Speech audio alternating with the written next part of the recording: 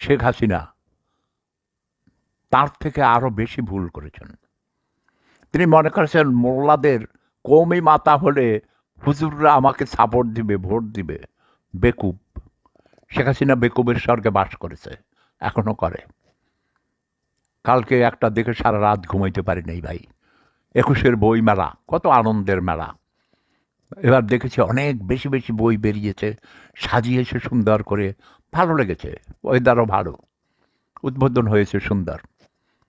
কিন্তু আজে বাজে কিছু দালাল চাটুকার, যেমন সলিমুল্লাহ খানকে দিছে ২১-এ পদক। একটা চাটুকার, একটা রাজাকারের সন্তান, কুখ্যাত রাজাকার, ফালতু লোক। এই সরকারের গুণগ্রাহী, এজন্য পুরস্কার দেয়, বুঝেন না? দালালদেরকেই পুরস্কার দেওয়া হয়। যুগে যুগে এটা ঘটেছে, ভবিষ্যতেও ঘটবে। কিন্তু শেখ হাসিনার, আমার শ্রদ্ধা হাসু আপার পোস্টার ছবি বানাইয়া ডাস্টবিনের পাশে সেটাকে দিয়ে সুন্দর করছে, এবং আমাদের মাননীয় প্রধান উপদেষ্টার প্রেস সচিব, যে নিজেকে মনে করে সে প্রধান উপদেষ্টার থেকেও আরো উপরে, আরো ৩ ধাপ উপরে, সে সেখানে ময়লা ফেলেছে, আবার সেটা ছবি তুলেছে, ফেসবুকে দিয়েছে, নিজেকে অনেক গর্বিত মনে করেছে।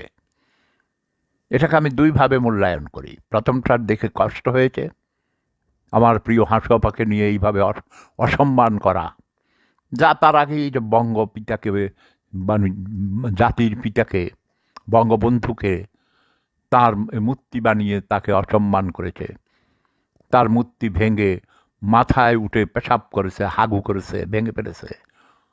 এখন আমাদের আর কষ্ট হয় না। ব্যাঙের আবার সর্দি হয় নাকি?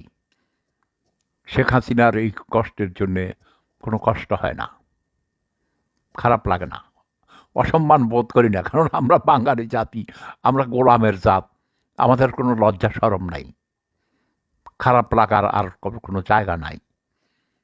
কথা বোঝা গেছে?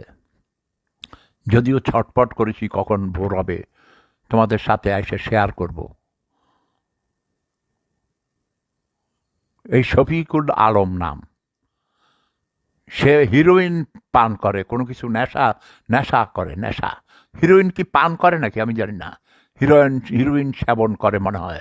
তার দাঁত খিচানি, মুখ খিচানি, তার বডি ল্যাঙ্গুয়েজ, ফেসের অ্যাকশান দেখে আমার মনে হয় সে ড্রাগ অ্যাডিক্ট, সামথিং রং। এবং সে বীরাঙ্গনার সন্তান, এতে কোনো সন্দেহ নাই। তো বীরাঙ্গনাদেরকেও জাতির পিতা সম্মান দেখিয়েছেন, তাই না? নতুন ভোর আসে, সময় একমাত্র এই বান্দা কয়ে গেছিল, আমরা মানুষ বাংলাদেশকে